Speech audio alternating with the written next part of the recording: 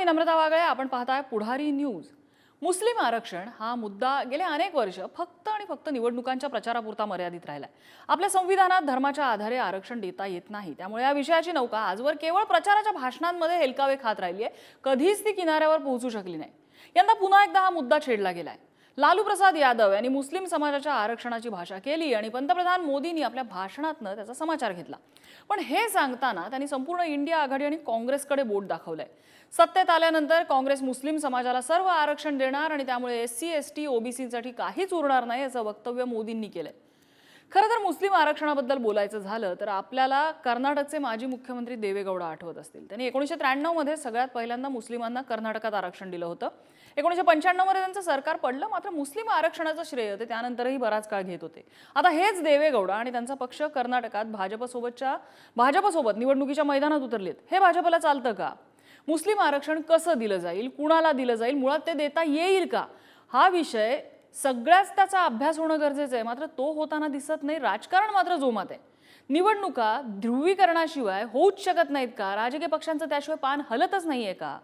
OBCमधून मुस्लिम समाजातल्या ठराविक जातींना आज महाराष्ट्र, गुजरात अशा राज्यांमध्ये आरक्षण आहे.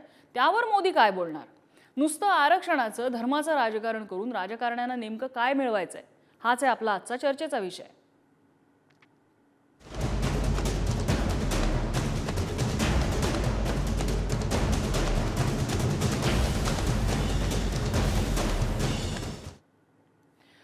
आणि याच संदर्भातल्या चर्चेत आपल्यासोबत सहभागी होत आहेत भाजपचे प्रवक्ते अवधूत वाघ, काँग्रेसचे ज्येष्ठ नेते माजी खासदार हुसेन दलवाई, मुस्लिम समाजाचे अभ्यासक हुमायूं मुरसाळ. ह्या तिघांकडेही आपण चर्चेसाठी येणार आहोत. मात्र तत्पूर्वी पंतप्रधान नरेंद्र मोदी यांनी कोल्हापूर, नगर, बीड या सगळ्याच सभांमध्ये या मुस्लिम आरक्षणाविषयी भाष्य केले. नगरमध्ये ते नेमकं काय म्हणाले आपण जाणून घेऊया. खतरनाक साजिश पर खुद ही मुहर लगा दी है. इतने दिनों से मैं बार बार देश से कह रहा था कि कांग्रेस और उसके साथी बहुत खतरनाक खेल खेलने में जुटे हैं. आज इंडी गठबंधन के एक बहुत बड़े चेहरे ने इस खतरनाक साजिश से नकाब उठा लिया है. ये इंडी अलायंस के सबसे बड़े पार्टनर बिहार में अभी अभी जेल से बाहर आए हैं. अदालत ने जिनको सजा दी है, आप जानते हैं ना, जानते हैं ना कौन? हाँ, कौन कौन? जी वही, चारा घोटाले में जिन्हें अदालत ने दोषी करार दिया, उन्होंने आज मीडिया के सामने साफ साफ कहा है कि इंडी गठबंधन की सरकार आई तो देश में मुसलमानों को आरक्षण देंगे. और सिर्फ आरक्षण देंगे इतना ही नहीं, बल्कि पूरा का पूरा आरक्षण देंगे. और पूरा का मतलब है, अभी पूरा आरक्षण किसके पास है? अभी पूरा आरक्षण SC के पास है, ST के पास है, OBC के पास है, सामान्य वर्ग के गरीबों के पास है. अब ये इंडी अलायंस का कहना है कि ये पूरे का पूरा आरक्षण छीनकर मुसलमानों को दे देंगे. तर हे वक्तव्य आपण ऐकलेलं आहे. याच विषयी आपण चर्चा करणार आहोत की नेमकं राजकारण चाललंय कुठल्या दिशेने. आपल्यासोबत काँग्रेसचे ज्येष्ठ नेते आणि माजी खासदार हुसेन दलवाई आहेत. दलवाई सर, पंतप्रधानांची वारंवार ही भाषा दिसतेय की काँग्रेस सत्तेत आलं की मुस्लिम समाजाला आरक्षण देणार आणि पर्यायाने ओबीसी एससी एसटी यांच्या आरक्षणाला धक्का बसणार असं एक चित्र उभं करण्याचा प्रयत्न केला जातोय। तुम्ही स्वतः या समाजाचं जे काही परिस्थिती आहे ती जवळून बघितलेली आहे आणि आता ज्या पद्धतीने मुस्लिम आरक्षणाचा विषय गेले काही वर्ष सुरू आहे हे पाहता पंतप्रधान मोदी जे भाष्य करतायत ते तुम्ही कसं पाहता?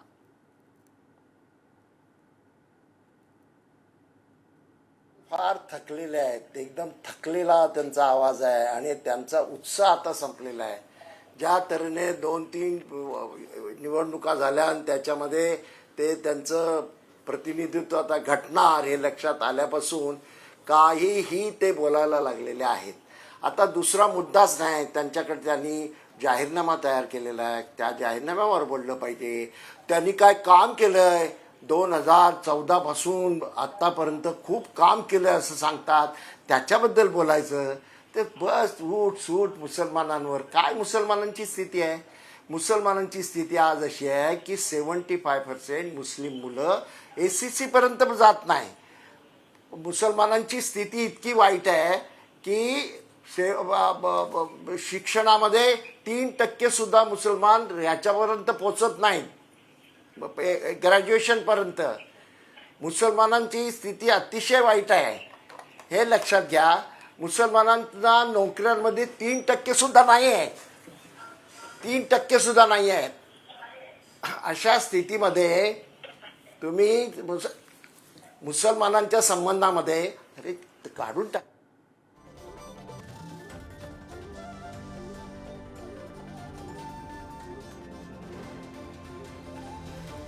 दलवाईजी ज्या ठिकाणी बसलेले आहेत तिथे काही तांत्रिक अडचण आलेली दिसतेय। आपण पुन्हा एकदा जाऊया त्यांच्याकडे त्यांचं संपूर्ण म्हणणं ऐकण्यासाठी। मात्र तुर्तास मी अवधूत वाघ यांच्याकडे जाते। पुन्हा एकदा संपर्क प्रस्थापित झालाय। दलवाईजी आपलं म्हणणं पूर्ण करा।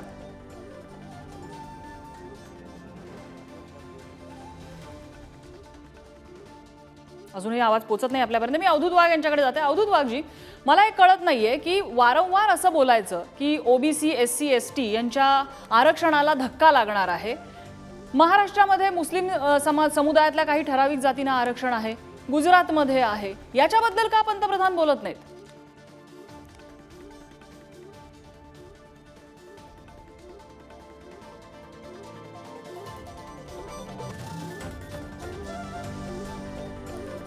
अवधूत वाघ यांच्यापर्यंतही आपला संपर्क होऊ शकत नाहीये। मी मुरसाळजींकडे जाते। हुमायूं मुरसाळजी हे मुस्लिम समाजाचे अभ्यासक आहेत। मुरसाळजी, ज्यावेळेला अशी वक्तव्य समोर येतात, मुस्लिम समुदायाच्या मनात काय चाललेलं असतं नेमकं? आणि आता हा जो आरक्षणाचा मुद्दा समोर आलेला आहे, तुम्ही कसं बघता याकडे? मुळामध्ये मला असं वाटतं की आरक्षणाचा प्रश्न समजून घ्यायला पाहिजे। कारण मोदीजी मुस्लिमांना आरक्षण देऊ नका असं का म्हणतात हे तपासायला पाहिजे। कारण भाजपने नेहमी स्टँड असा घेतला की धर्माच्या आधारे आरक्षण देता येणार नाही। आणि त्यांना कोणी सांगितलं आणि कुठं असं आहे की मुस्लिमांना दिलेलं आरक्षण हे धर्माच्या आधारावरती आहे, हे त्यांनी स्पष्ट करायला पाहिजे। मुस्लिमांना आरक्षण हे मंडल कमिशनने दिलं आणि त्यावेळेला सामाजिक आणि शैक्षणिक दृष्ट्या मागासलेपणाचे जे काही क्रायटेरिया होते त्या क्रायटेरिया अंतर्गत इतर जातींना जसं दिलं तसंच मुस्लिमांना दिलेलं आहे। त्या मुस्लिमांना मिळालेलं आरक्षण हे सामाजिक आणि शैक्षणिक मागासलेपणाच्या आधारावरती मिळालेलं आहे, त्याला धर्माचा कोणताही आधार नाही आहे। परंतु ते विपरीत काहीतरी गोष्टी सांगून म्हणजे मुस्लिमांना आरक्षण द्यायचं नाही असं मुळात त्यांचं राजकारण आहे। पण त्याला ती मुलामा असं द्यायला लागली की त्यांना धर्माच्या आधारावर मिळतं, हे स्पष्ट करायला पाहिजे असं मला वाटतं। आणि दुसरं असं की घटनेमध्ये सुद्धा म्हणजे जे ओबीसीचं आरक्षण मिळालं ते सुद्धा घटना दुरुस्ती करून मिळालेलं आहे, हे लक्षात घ्यायला पाहिजे। म्हणजे 1951 ला जेव्हा पहिल्यांदा मद्रासमध्ये शैक्षणिक आरक्षण देण्यात आलं, त्याला चॅलेंज केलं होतं सुप्रीम कोर्टामध्ये की 15(1) मध्ये धर्माच्या आधारावरती किंवा जातीच्या आधारावरती किंवा लिंगाच्या कसल्याही आधारावरती भेदभाव करता येणार नाही आणि तुम्ही विशिष्ट लोकांना आरक्षण देता। तेव्हा सुप्रीम कोर्टामध्ये याची चर्चा झालेली आहे आणि सुप्रीम कोर्टाने त्याला मान्यता दिली। त्यानंतर घटना दुरुस्ती झालेली आहे 15(4) हे जे कलम आलं हे कलम घटना दुरुस्ती करून आलेले आणि विशेष अधिकार दिलेले आहेत सरकारला की सामाजिक शैक्षणिक दृष्ट्या मागासलेल्या वर्गांना म्हटलेलं आहे. हे पण लक्षात घ्या तुम्ही, घटनेमध्ये वर्ग म्हटले, जात म्हटलेलं नाही. ही गोष्ट सुप्रीम कोर्टामध्ये चॅलेंज झालेली आहे आणि सुप्रीम कोर्टानं जाती आणि वर्ग यांच्यामध्ये फरक नाही, जाती हे म्हणजेच वर्ग आहेत असा निर्णय दिलेला आहे. म्हणजे वर्ग म्हणताना तुम्ही जाती ना देता, मुसलमान हे जात सुद्धा आहेत, वर्ग सुद्धा आहेत आणि त्यांना धर्माच्या आरक्षण आधारावरती आरक्षण नाही तरी सुद्धा विरोध करता. आणि दुसरा एक मुद्दा महत्वाचा मी तुम्हाला सांगतो की एससीचं जे आरक्षण आहे ते आरक्षण धर्माच्या आधारेच दिले गेलेले आहे. म्हणजे 1950चं जे राष्ट्रपतींचं शेड्यूल आहे त्या अंतर्गत हे आरक्षण दिलेले आहे. त्याच्यामध्ये जे हिंदू मधले अस्पृश्य आहेत त्यांना आरक्षण देण्यात येईल असं म्हटलेलं आहे. आणि त्याच्यामध्ये नंतर जी ऍडिशन झालेली आहे ती नवबौद्धांना आणि शिखांना केलेली आहे, तर त्याच्यामध्ये धर्माचाच आधार दिलेला आहे.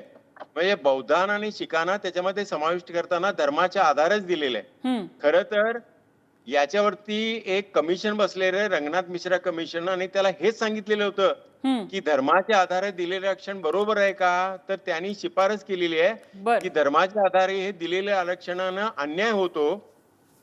कारण तर ख्रिश्चनांच्या मध्ये जे दलित ख्रिश्चन नंतर धर्मांतरित झाले, मुस्लिमांच्या मध्ये सुद्धा जे मोदीनं आज पसमंदा मुस्लिमांचा मोठा कळवळा आलेला आहे ते सुद्धा धर्मांतरित आहेत. आणि मात्र 1950 या ऍक्ट मुळे एससी म्हणून त्यांना मान्यता मिळत नाही.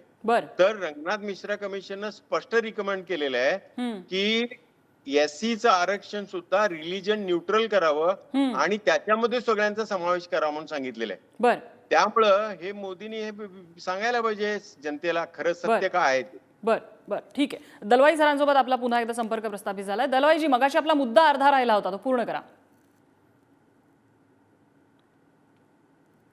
असं आहे, घटनेचं कलम 15(4) आणि 16(4) याच्यामध्ये आरक्षणाच्या संबंधामध्ये स्पष्टपणे भूमिका घेतलेली आहे की सामाजिक दृष्ट्या जे मागासलेले आहेत त्यांना विशेष हे देऊन, ज्याचा डॉक्टर लोहिया असा उल्लेख करायचे, आरक्षण हे विशेष संधी देऊन त्यांना इतरांच्या बरोबर आणणं हा त्याच्यातला उद्देश आहे.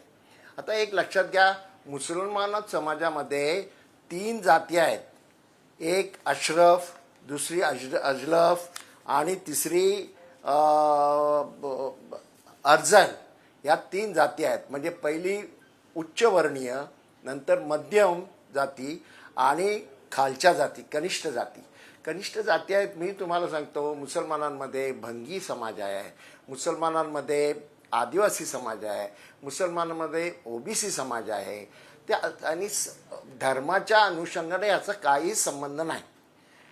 कालेलकरांच्या पासून अगदी इथे महाराष्ट्रातल्या वेगवेगळे जे कमिशन्स आली आणि सचर कमिशन, या सगळ्यांनी याचा उल्लेख केलेला आहे. आता परत परत हा मुद्दा का उपस्थित केला जातो याच्यातले राजकारण लक्षात घ्या.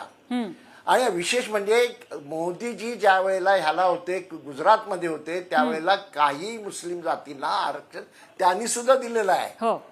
त्याच्याबद्दल त्यांनी काही केलं नाही. आता हा मुद्दा का उपस्थित ते करतात, कारण त्यांच्याकडे आता भांडण्यासाठी काहीही मुद्दा नाही. आपलं मांडणी करून लोकांना आपल्या बरोबर घेण्यासाठी ते आपलं ह्याचा उल्लेख करत नाही, आपल्या जाहीरनाम्याचा उल्लेख करत नाही, त्यांच्या काय गॅरंट्या होत्या त्या गॅरंट्याचा उल्लेख करत नाही. एकच मुद्दा त्यांचा आहे आणि त्यासाठी ते इतकं खोटं बोलतात की मला फार आश्चर्य वाटतं की या देशाचे ते प्रचारक आहेत, RSSचे कार्यकर्ते आहेत की या देशाचे प्रधानमंत्री आहेत, त्यांना शोभत नाही, त्या याची गरिमा कमी करतायत आणि ते बोलताना काय हवं ते बोलतात, इतकं खोटं बोलतात. इंदिरा सहानी केस देशामध्ये झालेली होती आणि त्या केसमध्ये या संबंधातली चर्चा झालेली आहे आणि तिथपासून हे मागासवर्गीय लोकांना दिलं पाहिजे हे कोर्टाने सुद्धा म्हटलेलं आहे. अहो, तुमच्या माहितीसाठी ह्याच्यामध्ये तर 63% वर ह्याच्यामध्ये आरक्षण दिलं गेलेलं आहे आपल्या तामिळनाडूमध्ये. हो 69% 59 इतकं टक्क्यांपेक्षा मोठ्या जास्त प्रमाणात आहे. आरक्षण दिलं गेलेलं हो. आहे. आरक्षण देण्याचा मुद्दा काय आहे लक्षात घ्या. आरक्षण हो. देणं म्हणजे जे अति मागासलेले राहिलेले आहेत त्यांना त्यांच्या सामाजिक शैक्षणिक पुनरुत्थानासाठी हे आरक्षण असतं. मात्र जसं आता तुम्ही म्हणताय दलवाई सर की याचा राजकारणासाठी वापर कशा पद्धतीने होतोय का, किंबहुना तुम्ही तर थेट आरोपच केलेला आहे मोदींवर. अवधूत वाघ यांच्याकडे जाऊया. अवधूत वाघजी, आता मुरसाळ यांनी सुद्धा सांगितलं की मंडल कमिशनद्वारे सामाजिक आणि शैक्षणिक मागासलेल्या मुस्लिम प्रवर्गांना हे आरक्षण मिळालेलं आहे. पंतप्रधान मोदी जिथे मुख्यमंत्री होते त्या गुजरातमध्ये सुद्धा ते लागू आहे. मग मोदी ह्या आरक्षणाला धर्माचा रंग का देतायत असा त्यांचा सरळ प्रश्न आहे. मला असं वाटतं की भारतीय जनता पक्ष असू द्या किंवा आमचे परमादरणीय पंतप्रधान नरेंद्र मोदीजी असू द्या, राजकारणाला आरक्षणाचा आणि आरक्षणाला राजकारणाचा कुठच्याही प्रकारे प्रश्नच उद्भवत नाहीये. प्रश्न असा आहे की हिंदू धर्म अनेक जातींमध्ये विभागला गेला आहे असे इतर म्हणतात. त्यामुळे इथे उच्च जाती आणि मागास जाती आहेत. त्यामुळे त्यातल्या मागास जातीयांना समाजाच्या मुख्य प्रवाहामध्ये आणायचं म्हणून रिझर्वेशन सुरू झालेलं आहे आणि घटनाकारांनी सुद्धा तसं मान्य केलेलं आहे. तेव्हापासून आजपर्यंत शेड्यूल कास्ट असो, शेड्यूल ट्राईब असो, यांना तर सुरुवातीपासून आणि मंडल आयोगानंतर इतर मागासवर्गीय लोकांना 27% आरक्षण मिळायला लागलंय. परंतु मी तरी असं समजत होतो की इस्लाम हा समतावादी पक्ष धर्म आहे आणि त्यामध्ये कुठची जाती व्यवस्था नाही. आता मला हुसेन दलवाई साहेबांकडनं कळलं की मुस्लिम समाजामध्ये सुद्धा भंगी, मुस्लिम समाजामध्ये सुद्धा इतर अशा जाती आहेत. त्यामुळे आता आपल्याला दोघांपैकी एक मानावं लागेल, इस्लाम हा समतावादी धर्म आहे किंवा इस्लाम मध्ये सुद्धा जातीयवाद आहे. आपण आता पुढे जाऊ. प्रश्न असा आहे की एका ठराविक भारतामधल्या हिंदूंमधल्या मागासवर्गीय जातींचं माझं एक थोडक्यात माझं कन्फ्युजन दूर करा अवधूत वाघजी. मी तुम्हाला पुन्हा वेळ देते. तुम्ही समतावादी आणि धर्मामधली समतावादी विचार आणि जात याचा संदर्भ लावताय. याचा अर्थ हिंदू धर्मामध्ये जाती आहेत म्हणजे हिंदू धर्म काही समतावादी नाहीये का? विषमता आहे. हेच सातत्याने ज्याने हिंदूंचं कन्व्हर्शन केलं त्यांनीच सांगितलंय की तुम्ही मागासवर्गीय आहात, या धर्मामध्ये तुम्हाला स्थान नाहीये, तुम्ही या धर्मामध्ये अछूत आहात म्हणून आमच्या धर्मामध्ये. अशा प्रकारची कन्व्हर्शन झालेली आहेत, बळजबरीने झालेली आहेत, विहिरीमध्ये पाव घालून झालेली आहेत, दादागिरीने झालेली आहेत आणि तलवारीच्या बळावर पण झालेली आहेत. पण या सर्व गोष्टींमध्ये एक गोष्ट तर निश्चित आहे की हिंदूंमधल्या मागासवर्गीय समाजाला तुम्ही आमच्या धर्मामध्ये आम्ही तुम्हाला प्रतिष्ठा देतो म्हणून ज्या धर्मांनी त्यांचं धर्मांतरण केलं त्या धर्मामध्ये सुद्धा जातीयवाद आहे. हे आता हुसेन दलवाई साहेबांनी स्वतःहून सांगितलेलं आहे. हे एका अर्थी बरं झालं. हा झाला तुमचा एक मुद्दा. राहिला माझ्या प्रश्नाचं तुम्ही उत्तर दिलंच नाहीत की जे आरक्षण आज मंडल आयोगाने दिलेलं आहे सामाजिक आणि शैक्षणिक मुद्द्यांवरनं, त्या मुद्द्याला पंतप्रधान नरेंद्र मोदी धर्माचा रंग का देत आहेत असा थेट प्रश्न आहे. धर्म हा कधीच आर्थिकदृष्ट्या मागास असू शकत नाही. एखादा धर्म असा कसं असू शकेल की एक अख्खा पारसी धर्म मागासलेला, एक मुस्लिम धर्म मागासलेला, एक ख्रिश्चन धर्म मागासलेला किंवा हिंदू धर्म मागासलेला असं असूच शकत नाही. आताच माझ्या समोर जे होते ते म्हणाले की मुस्लिम हा वर्ग पण आहे आणि जात पण आहे. म्हणजे आपल्याला जसं हवं तसं मुस्लिम जात समजायची आणि मग मुस्लिम धर्म समजून, मग मुस्लिम धर्म हा समजून मग अल्पसंख्याक आयोगाचे सगळे फायदे पण पाडून घ्यायचे. तुम्हाला जर मुस्लिम जात समजायची असेल तर तुम्हाला सर्व प्रकारचं रिझर्वेशन घेण्याचा अधिकार आहे.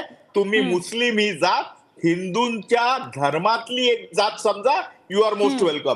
हिंदू धर्मातली मुस्लिम ही एक जात समजा आणि आम्ही तुमचं स्वागत करतो. आणि मग तशा प्रकारे जर तुम्हाला जर रिझर्वेशन हवं असेल तर त्याचा विचार होऊ शकतो. परंतु मुस्लिम एक वेगळा धर्म समजून तुम्ही धर्माच्या आधाराने तुम्हाला रिझर्वेशन कसं काय मिळणार, आणि तेही शेड्यूल कास्ट आणि शेड्यूल ट्राईब जे कित्येक शतकानुशतक मूल प्रवाहापासून वंचित आहे त्यांच्या तोंडातला घास काढून तुम्हाला कसं बरं आम्ही देणार किंवा ते देऊ शकणार. विषय हा आहे.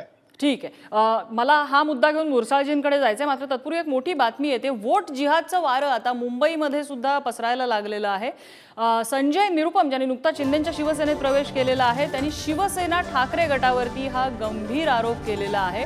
ठाकरेंच्या शिवसेनेवर आरोप झाला आणि काही मतांसाठी ठाकरेंच्या शिवसेनेकडून वोट जिहाद सुरू असल्याचं संजय निरुपम यांचं म्हणणं आहे. त्यांनी या संदर्भात एक एक्सपोस्ट केलेली आहे. ते असं म्हणतात, युपीतून सुरू झालेलं वोट जिहाद आता महाराष्ट्रात पण आलाय. ठाकरेंची शिवसेना मशिदीत मौलानांना वोट जिहादचं आवाहन करत दबाव टाकतेय. हा खूप भयानक ट्रेंड आहे. यामुळे हिंदू मुस्लिम यांच्यात भयंकर द्वेष निर्माण होईल.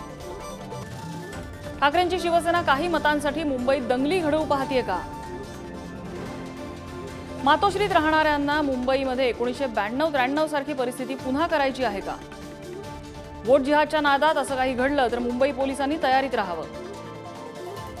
सगळ्यात पहिल्यांदा मातोश्रीवाल्यांना अटक करावी लागेल. मौलवी आणि मौलानांनी राजकीय द्वेषासाठी मुस्लिम समाजाला दंगलीत लोटू नका, असं आवाहन केलेलं आहे संजय निरुपम यांनी आणि आरोपही केलाय त्यांनी ठाकरेंच्या शिवसेनेवरती. पुन्हा एकदा आपल्या मुद्द्याकडे आजच्या येऊया. मुरसाळजी, आता अवधूत वाघ यांचं म्हणणं आहे, मुस्लिम हा एक धर्म तुम्ही वेगळा म्हणताय, त्याच्यामध्ये जाती पण म्हणताय, वर्ग पण म्हणताय, मग मुस्लिम समाजाला हिंदू धर्मातली एक जात समजा आणि हवं तेवढं त्यांना आरक्षण द्या, असं त्यांचं म्हणणं आहे. कसं याला रिफ्यूट करता येईल? केलेला आहे हा गैरलागू आहे. आरक्षण हे धर्माच्या आधारावर नाहीच आहे, ते सामाजिक आणि शैक्षणिक मागासलेपणाच्या आधारावर आहे. त्यामुळे यांचा मुद्दाच गैरलागू आहे. दुसरा मुद्दा जो चुकीचा, अत्यंत म्हणजे आधारहीन रित्या जे मोदी बोलतायत की एससी आणि एसटीचं आरक्षण काढून ते मुस्लिमांना देण्याचा मुद्दा जे बोलायला लागलेत. खरं तर एससीला एसटीला आरक्षण हे घटनादत्त आहे आणि त्यांच्या लोकसंख्येच्या प्रमाणामध्ये आहे. त्याच्यामध्ये काही बदल होणार नाही. इतकंच नाही तर ते त्यांची लोकसंख्या जशी वाढेल त्याप्रमाणे त्यांचं आरक्षण आपोआप वाढत जातं. त्यांचं म्हणणं असं आहे की त्यांचा शेअर कमी होतो. मुस्लिम समाजाची त्या आरक्षणामध्ये, त्या कॅटेगरीमध्ये एंट्री झाली की त्यांचा शेअर कमी होतो, असं म्हणणं आहे, असा दावा आहे. ऐका तर ऐका, आता एससी म्हणून मुस्लिमांना आरक्षण नाही आहे, हो, हे लक्षात घ्या. त्यामुळं हे जे असा बवाल निर्माण करतायत की त्यांचं आरक्षण काढून यांना देतील, यांना देण्याचा प्रश्नच नाही आहे. मुस्लिमांचं आरक्षण हे ओबीसीच्या कॅटेगरी मधलं चाललेलं आहे. ही चर्चा जी चालली आहे ती ओबीसी कॅटेगरी मधली आहे. आणि एससी एसटी ना त्यांच्या लोकसंख्येच्या प्रमाणात आरक्षण आहे, ते काढून येण्याचा प्रश्नच नाही. लोकसंख्येच्या प्रमाणात त्यांना ते राहणारच आहे. ते काढून घेऊन मुस्लिमांना कसं देणार, कुठल्या तर्काच्या आधारे ते बोलायला लागलेत मला कळत नाही. आणि दुसरं असं की ओबीसीच्या मध्ये सुद्धा मुस्लिमांना आरक्षण असलं तरी सुद्धा सच्चर कमिशननं सांगितलेलं आहे की मुस्लिमांना ओबीसीचे कुठलेही फायदे मिळालेले नाहीत. जोपर्यंत महाराष्ट्राचा प्रश्न आहे, मुस्लिम 98% हे हिंदू धर्मातून धर्मांतरित झालेले मुसलमान आहेत. इथं सुद्धा जातीबद्ध तो समाज आहे, तरी सुद्धा 98% मुस्लिम हे ओबीसी पात्र असताना केवळ 11% मुस्लिम हे ओबीसी पात्र ठरतात. वस्तुस्थिती आहे. म्हणजे ओबीसीचे फायदे मुस्लिमांना मिळतच नाहीत मुळात. त्यामुळे कोणा काढून घेऊन देण्याचा प्रश्न कुठे येतो? त्यामुळे हे दोन्ही मुद्दे त्यांचे गैरलागू आहेत असं मला वाटतं. हुसेन दलवाईजी, मुस्लिम आरक्षणाचा मुद्दा हा अभ्यासाचा मुद्दा आहे, चर्चेचा मुद्दा आहे. ते कसं देता येईल, कुणाला देता येईल का वगैरे, हे सगळं मुद्दा असा आहे की निवडणुकीच्या तोंडावरती फक्त मोदींकडे बोट दाखवून चालणार नाही. दोन्ही बाजूचे नेते तर हा मुद्दा उकरून काढतात. लालू प्रसादांनी उकरून काढलाच की.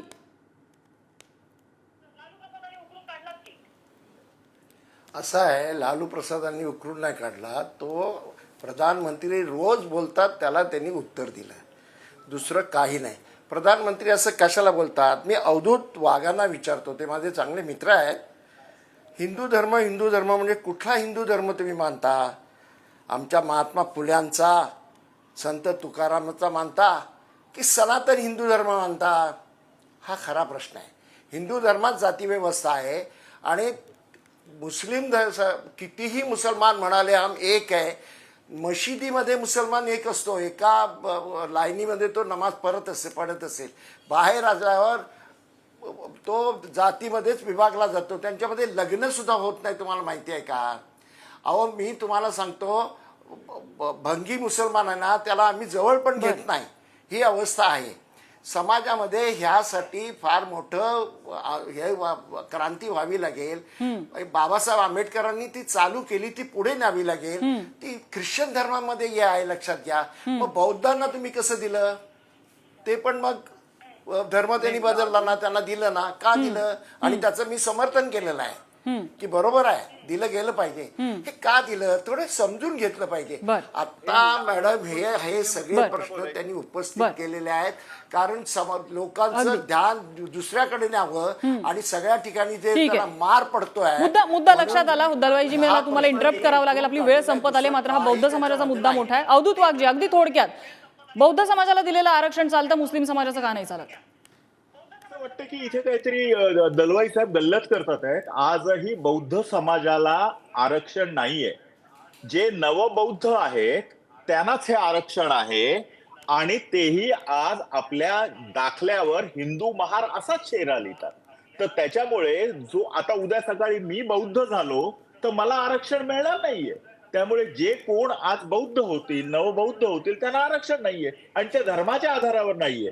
दलवाई साहेब म्हणाले आणि आमचे मित्र म्हणाले ते खरंच आहे की हिंदू धर्मातील अनेक जाती ज्यावेळी कन्वर्ट झाल्या, ते मुसलमान झाले तरी ते आपापल्याच जातीमध्ये राहिले. त्यामुळे मी पुन्हा एकदा सांगतो की त्यांनी पुन्हा एकदा हिंदू धर्मात यावं आणि आपापल्या जातीला असलेल्या आरक्षणाचा फायदा घ्यावा आणि सुखाने समृद्धीने राहावं. आपल्या संविधानाने प्रत्येकाला त्यांची श्रद्धा, त्यांचा धर्म, त्यांचा जो काही विश्वास आहे ते स्वतंत्रपणे फॉलो करण्याचं त्यांना स्वातंत्र्य दिलेलं आहे. आणि कुठल्याही आमिषाने अशा प्रकारे एका धर्मातनं दुसऱ्या धर्मात, एका जातीतनं दुसऱ्या जातीमध्ये येणं, हे मला वाटतं संविधान विरोधी भूमिका असेल. असो, राजकारण, निवडणुका आहेत, निवडणुकीच्या मैदानामध्ये असे आरोप प्रत्यारोप आणि शब्दांचे खेळ होत असतात. मात्र दुर्दैवाने आरक्षणाचा मुद्दा जर मतांसाठी वापरला जात असेल तर मतदारांनी थोडंसं सावध राहावं आणि नक्की याचा दुसऱ्यांदा विचार करावा आणि आपलं मौल्यवान मत द्यावं. या चर्चेसाठी आपल्याला अवधूत वाघ, हुसेन दलवाई आणि हुमायूं मुरसाळ सर या तिघांनीही वेधला. तिघांचे आभार. चर्चेचा आजचा धुरळा इथेच शमलेला आहे. पाहत रहा पुढारी न्यूज.